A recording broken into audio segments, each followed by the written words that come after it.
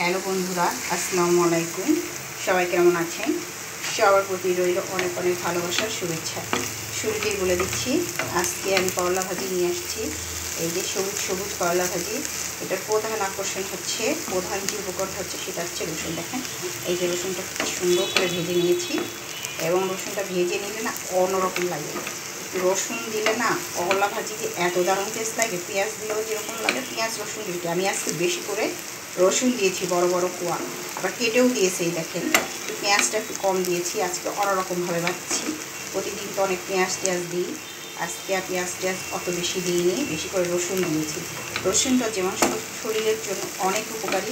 অনেকে কাঁচা রসুন খেতে পারেন না, তারা করবেন কি তরকারিতে দিয়ে খাবেন। কাঁচা রসুন অনেকে খেলে না অনেক ঝাল লাগে, বুঝছেন, খাওয়া যায় না। তা এরকম করে তরকারিতে দিয়ে দিবেন, রসুন খাবেন, কোলেস্ট্রল থাকবে না, হার্টের জন্য ভালো। তারপর ব্লাড সার্কুলেশন অনেক ভালো কাজ করে এগুলো। রসুন যে কী শরীরের জন্য উপকারী, সবচেয়ে যাদের ডায়াবেটিস আছে তারা অবশ্যই রসুন ইউজ করবেন, তরকারিতে রসুন খাবেন। মানে কাঁচা রসুন খান, যদি কাঁচা রসুন খেতে পারেন তাহলে তো আরও ভালো, আর যারা খেতে না পারেন তারা অবশ্যই তরকারিতে ইউজ করবেন। সবার প্রতি রইল অনেক অনেক ভালোবাসার শুভেচ্ছা। আল্লাহ হাফেজ। অবশ্যই আমি উপকরণটি কমেন্ট সেকশনে দিয়ে দেবো। আমি আমার স্টাইলে যেভাবে রান্না করি সেই স্টাইলটার উপকরণটা পুরোটা আমি মডেল দিয়ে দেবো। সবার স্টাইল তো একরকম, এক একজনের স্টাইল এক এক ধরনের।